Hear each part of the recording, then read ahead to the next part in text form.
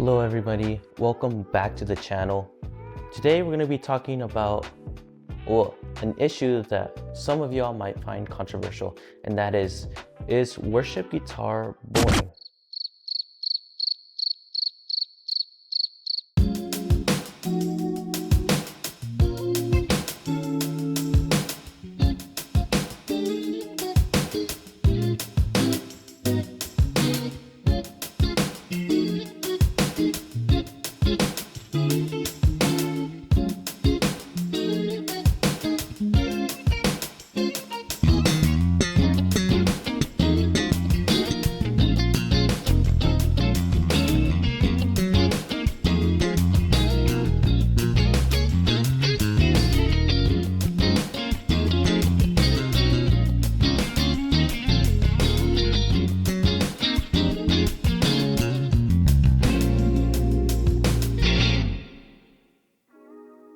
In this video today, I'm going to be showing you guys, I guess the way I like to approach worship music.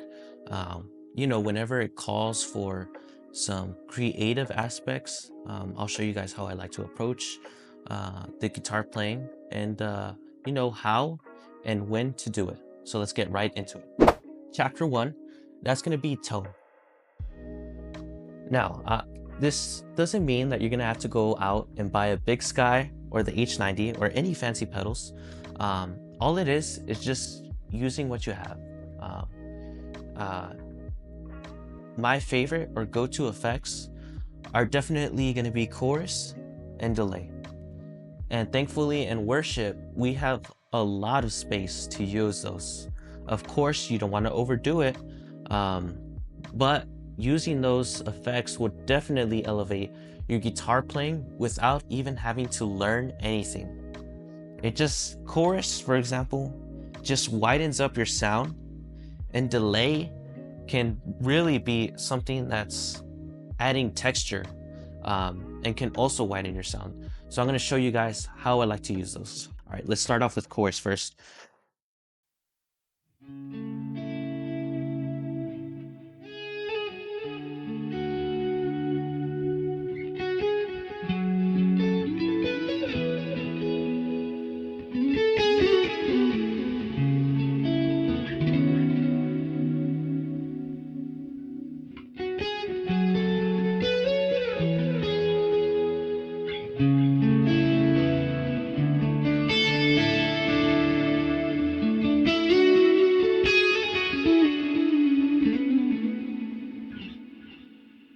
So as you can hear, it just widens up my sound, and especially for guitar solos, I think chorus can just really elevate your guitar sound. You'll see what I mean.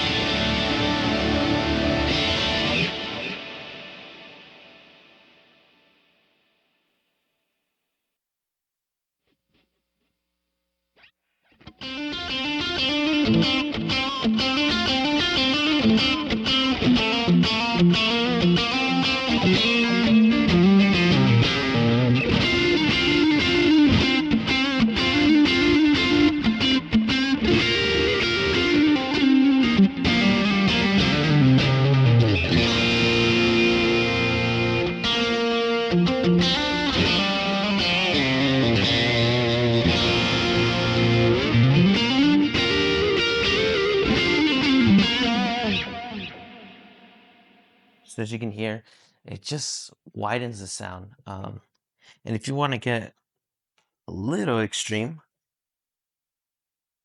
you can always go for that more 80s type of chorus. Of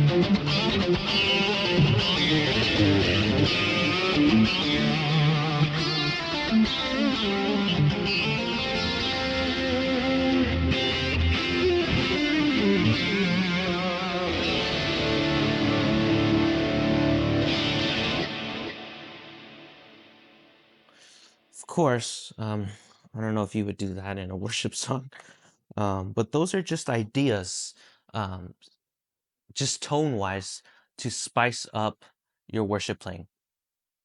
Another cool thing that I like to do, especially for swells, since we're kind of on that topic, is using trem. Now, this is something that I'm new to, but Bradford from Worship Tutorials, I think he did like a put up board demo or something, um, where he was showing, I think it was the H90. I don't remember honestly, but he was showing how he uses trem, and when I heard it, I thought, man, that would sound killer on swells. And I've been using it and trying it out, and man, it sounds really good. So I'll show you guys how I like to use it here. I have a little bit of tape echo going on, trim, a little bit of verb, and some light overdrive coming from my carbon. This is how it sounds.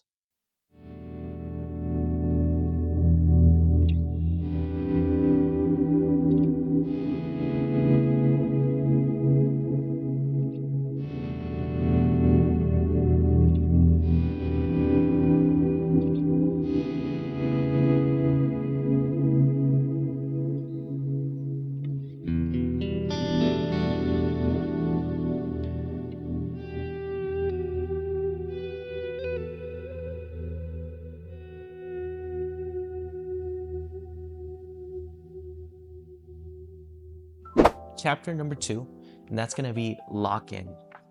I always say lock in, um, but in this aspect, it really applies.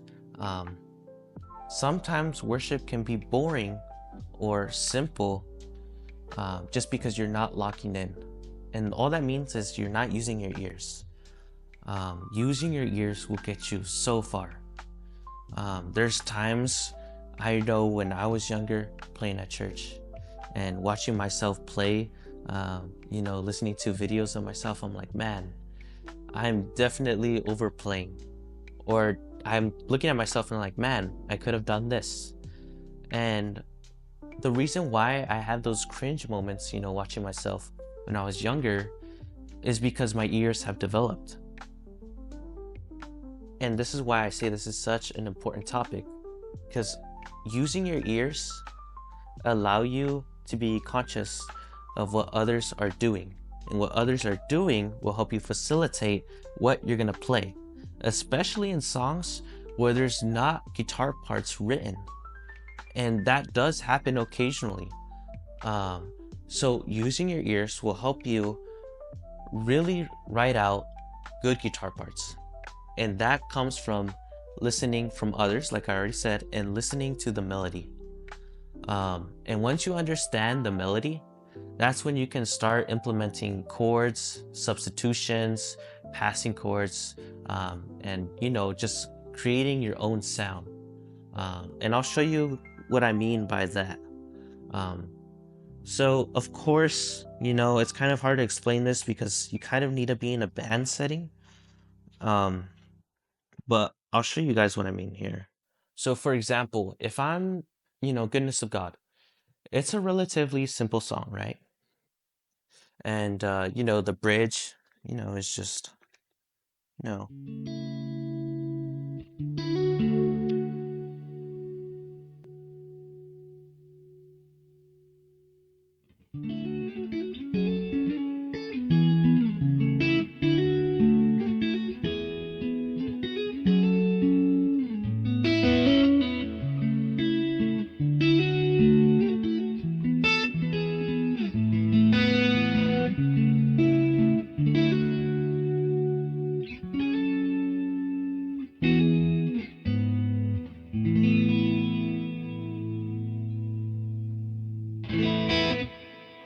So pretty straightforward, pretty simple.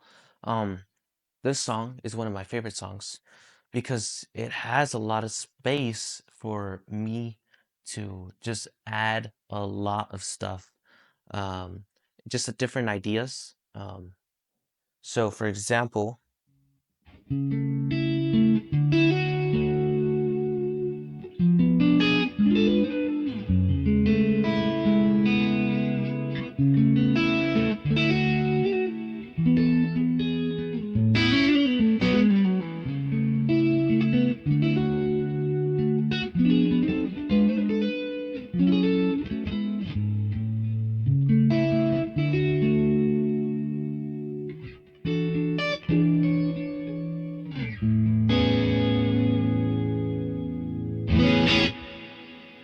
so that's when you can start doing things like that.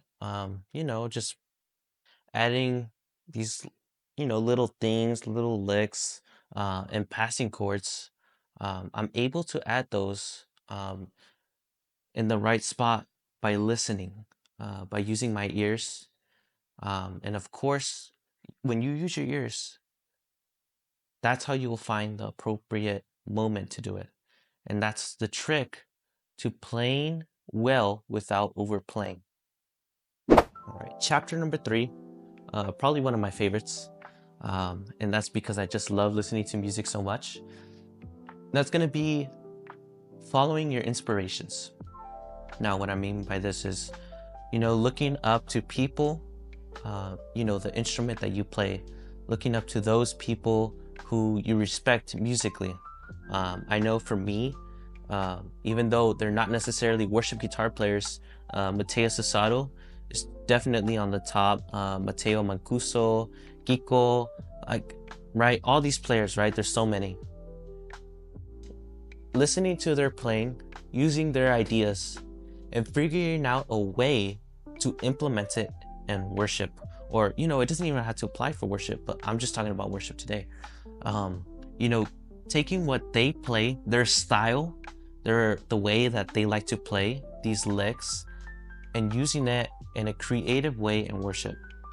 And again, goes back to that second chapter of using your ears to lock in. Now, I can't tell you exactly, you know, it's just, that's something you have to do on your own. And that just comes from listening and practicing, you know, following your inspirations. I can tell you that that's how I developed my style on guitar, was just by listening and trying to play a lot of the stuff that I was just listening to at the time. And of course, it's gonna bleed in. And I think that that makes me enjoy worship more.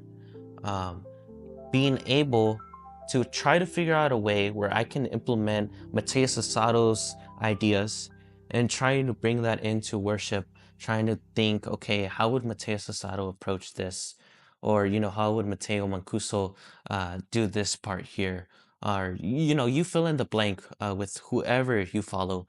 I think that is when worship can really just become this whole nother thing. It doesn't have to be boring. It is simple, but it doesn't have to be boring. There's ways of being melodic without overplaying and without dumbing it down so much. And that is key, following your inspirations. I know for me, that has definitely pushed me to be more creative and just trying to put myself in the shoes of whoever I was trying to go for, you know, whatever sound.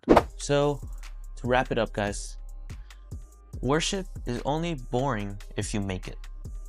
There's many ways to add your creativity, whether it's tone, playing different chords, or using your ears.